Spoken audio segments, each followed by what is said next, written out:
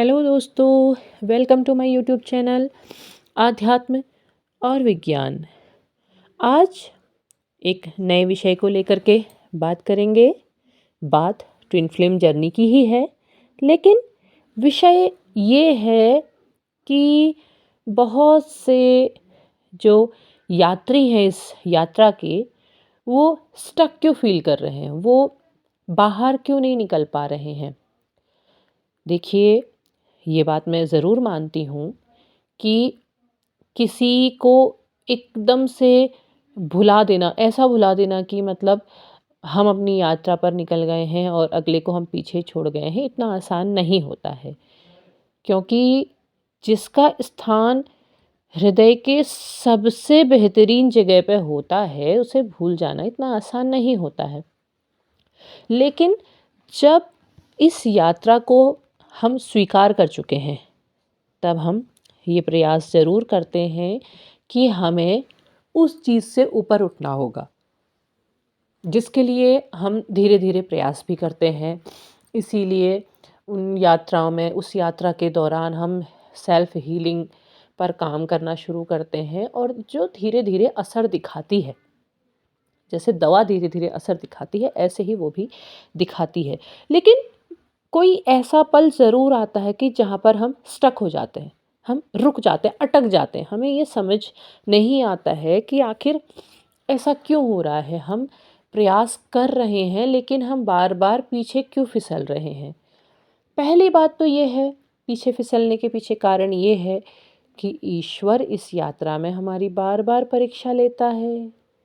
वो परीक्षा लेना नहीं छोड़ता है। उसने हाथ ज़रूर पकड़ा है, पर वो हमारी परीक्षा भी ले रहा है, तभी तो हम मजबूत बन रहे हैं। हमें मजबूत बनाने के लिए वो बार बार हमारी परीक्षा लेता है। तो इसीलिए हम बार बार रुक जाते हैं। हमें समझ नहीं आता है कि हम क्या करें, ऐसा क्यों हो रहा है।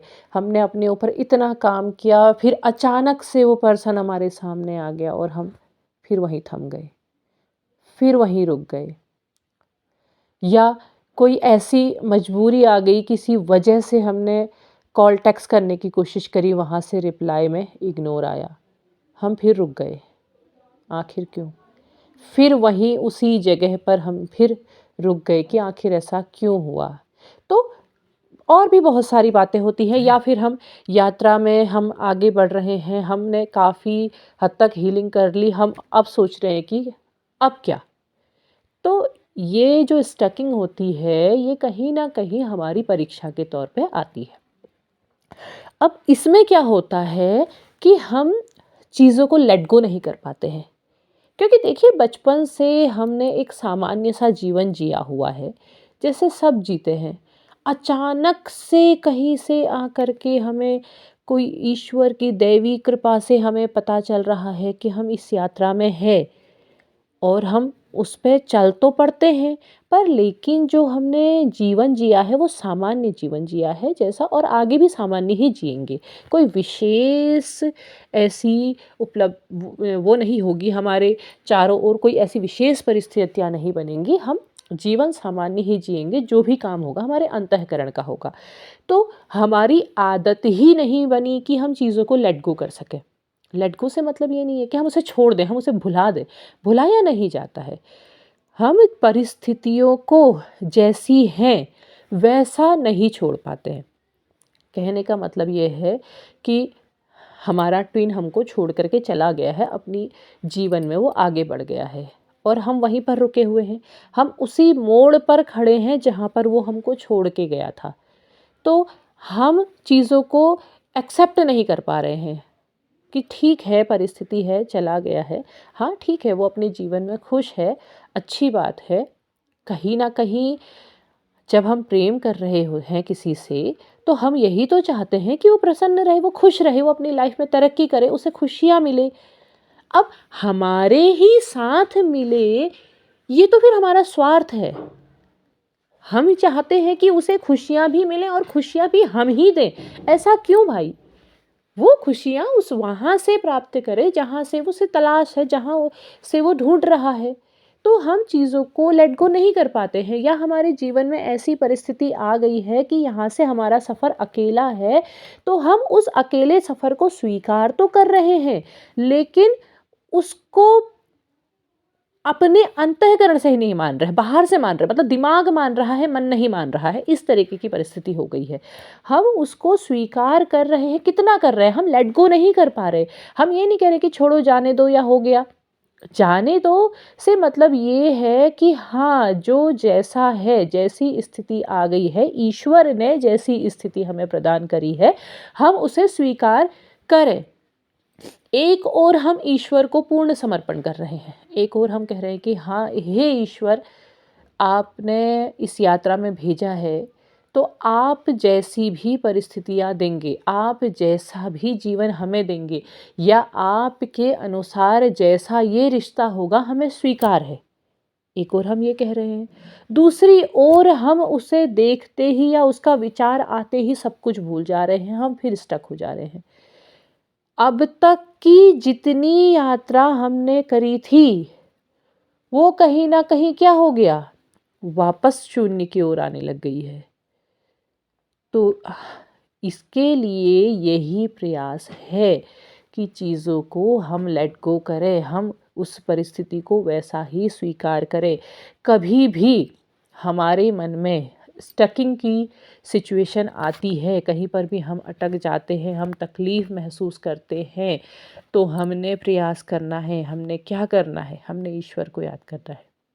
आप जिनको मानते हैं, आपके मन में सबसे पहले ईश्वर के जिस रूप का नाम आता है, आप उनका स्मरण कीजिए। आपके मन में नमः शिवाय अगर बोलते हैं, आप बोलिए नमः शिवाय, नमः शिवाय, नमः शिवाय। आप राधा कृष्ण बोलते हैं, राधे कृष्ण, राधे कृष्ण, राधे कृष्ण। आप उस स्टकिंग से उसके बाद, उनका नाम जप के बाद, आप भले ही कुछ बार बोलिए या जितने बार आपके मन में इच्छा होती है आप उतने बार बोलिए। उसके बाद बोलिए धन्यवाद ईश्वर, धन्यवाद, धन्यवाद ईश्वर, धन्यवाद। आप अपने मन को धीरे धीरे शांत करेंगे, उस स्टकिंग वाली एनर्जी से आप बाहर निकलने लगेंगे। आपने चीज़ों को प्रयास यही करना है कि लेट गो करना है। ठीक है, वो जा रहा है, उसे जाने दीजिए। सामने आ रहा है, आने दीजिए। मतलब ये नहीं कि आप अपनी यात्रा छोड़ करके उसे गले लगा लें। नहीं, आपके सामने दिखाई दे रहा है तो आप सामने देख करके स्टक मत हो जाइए, आप रुक मत जाइए। आप अपनी यात्रा में आगे बढ़ते रहिए और बार बार कन्फ्यूज़न पैदा मत कीजिए, क्योंकि कन्फ्यूज़न होगा तो फिर ट्विन फ्लेम कैसे? कन्फ्यूज़न तो होना ही नहीं चाहिए। ये तो कन्फ्यूज़न से ऊपर उठ चुकी यात्रा है। तो आपने जब भी आपको लगता है कि हाँ, आप रुक रहे हैं, आप नहीं बढ़ पा रहे हैं आगे, तो आप प्रयास कीजिए उस स्टकिंग से बाहर निकलने के लिए, और चीज़ों को, जो कुछ घटित हो रहा है आसपास, उसे लेट गो कर दीजिए। कई बार होता है कि आपके पार्टनर अपने, हो सकता है वो फ्यूचर स्पाउस के साथ, या फ्यूचर में उन्होंने जिनको भी चुन लिया है वो उनके साथ आपके सामने आ रहे हैं, तो वहाँ पर आपने टूट के बिखरना नहीं है, वहाँ पर आपने लेट गो कर देना है।